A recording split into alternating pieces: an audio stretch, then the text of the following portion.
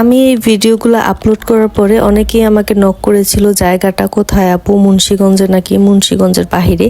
তাই আপনাদের সাথে সবার সাথে ডিটেলসে শেয়ার করার জন্য এই ভিডিওটা আপলোড করলাম। হ্যালো, আসসালামু আলাইকুম, it's me and another my new video.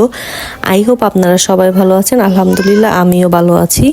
যেহেতু এটা নববর্ষর 3 থেকে 4 দিন পর ছিল, আমারও ইচ্ছে হয়েছিল যে আমিও একটু নববর্ষর লুক দেই।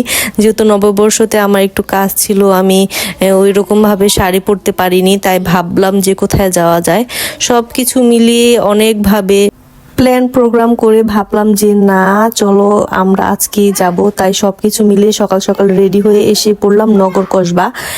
এটার এক্সাক্ট লোকেশন আমি জানি না, কারণ আমি এবার জীবনের প্রথম গিয়েছিলাম আর মানুষের কাছ থেকে জিজ্ঞাসা করতে করতে গিয়েছিলাম। আপনারা মুন্সিগঞ্জের থেকে যে কোনো রিক্সা নিয়ে নগর কসবা বললেই আপনারা এই নগর এলাকায় নামিয়ে দিবে।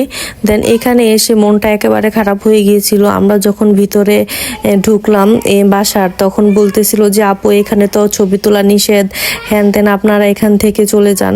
তো প্রথমে মনটা খারাপ হয়েছিল, যেহেতু আমরা 3 জন মেয়ে গিয়েছিলাম আর আমার হাজবেন্ড গিয়েছিল। তারপরে একটা আপু বলল যে এখানে তো অনেক খারাপ কাজ হয়েছিল 3-4টা ছেলে মেয়ে এসে, তাই এখানে আর ঢোকা যায় না, আপনারা এসেছেন যখন আপনারা ছবি তুলে চলে যান, আর কখনো আসবেন না।